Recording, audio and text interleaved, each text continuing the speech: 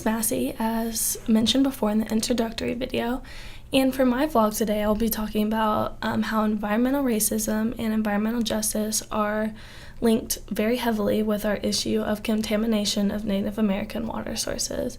So first, I just want to start off by defining these two terms so you guys know what I'm talking about in the rest of my video. So an organization named Green Action wrote an awesome article titled Environmental Racism and Environmental Justice, and they defined these two terms and told the origin of them, where they came from. And so they first defined environmental justice as the cultural norms and values, rules, regulations, behaviors, policies, and decisions to support sustainability, where all people can have confidence that their community and natural environment is safe and productive. It's really important that everyone feels safe where they're living and feel like they're offered the same things that everyone else is. They then went on to define environmental racism, and they defined that as the disproportionate impact of environmental hazards on people of color. So basically, it's when a group does not get the same environmental rights as other people because of their skin color or their social class, or just because they're some minority. Over the past decades, it has become very apparent that there is a serious problem involving the equal treatment of Native American lands, especially when it comes to water sources.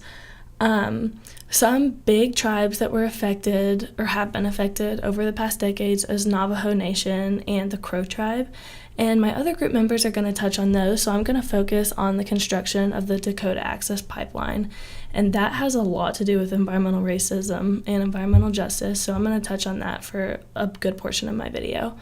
Many indigenous lands are not provided with the equal amount of water as everybody else.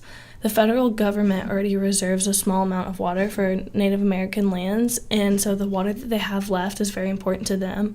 Unfortunately, big plants and big companies are producing products really close to the Native American lands, and oil spills have happened over tons of Native American lands over the nation.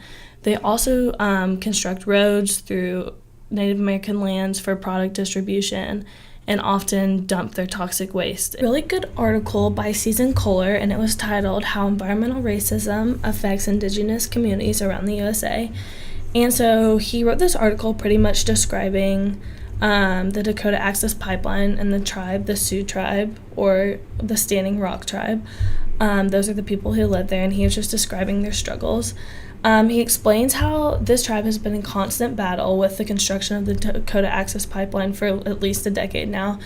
The pipeline travels through what's left of their land that's been untouched, because pretty much all of it has been destroyed by people, and this was the one part that was left untouched, and now the pipeline's running through it. Kohler's article, I thought he did a really, really good job describing how environmental racism and the water crisis that this Native American tribe has seen are connected, and I thought I would share this. He wrote, "Standing Rock is a textbook example of environmental racism in action.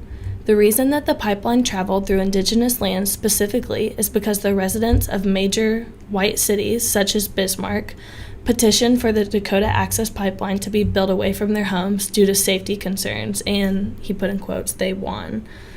So it is just a really sad reality that these mostly white communities, and just any community in general, has the right to overpower the indigenous communities.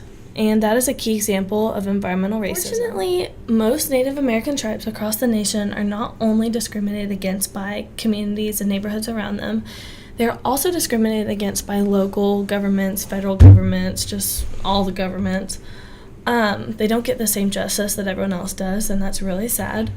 It's especially been difficult in the past few years because we've had a change of administration, and one of my partners is going to talk about that more later now, but I'm just going to touch on it. So when Obama was in presidency, he put a complete halt to the Dakota Access Pipeline because he knew that it was destroying the indigenous people's land. But in recent years, since Trump has taken over, he continued the project, and he finished the project. So now there's a fully functioning pipeline running through the Native American people's land, which has left them with oil spills, negative health effects, and all of the above. All their ancestral land is gone. So the people of this tribe are just very, very upset, and they are just crashing and burning, and there's nothing they can do about it. People of the Standing Rock tribe, which is where the Dakota Access Pipeline was constructed, they actually did something to bring awareness, and they set up a camp to protest and to bring awareness to the situation. According to Lee Danella in her article, The Standing Rock Resistance is Unprecedented, citizens of the Standing Rock Nation set up the Sacred Stones Camp. Thousands of people have passed through and pledged to support. Environmentalist and activist groups like Black Lives Matter and Code Pink have also stepped in as allies.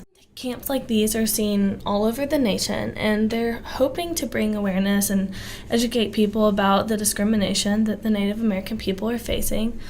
Me and my group really just hope out of these videos that we can educate people on what's going on and bring these issues further to the surface. In the next video, Michael will be talking about the Navajo Nation and the discrimination they were facing and how that has led to a serious contamination of their water sources.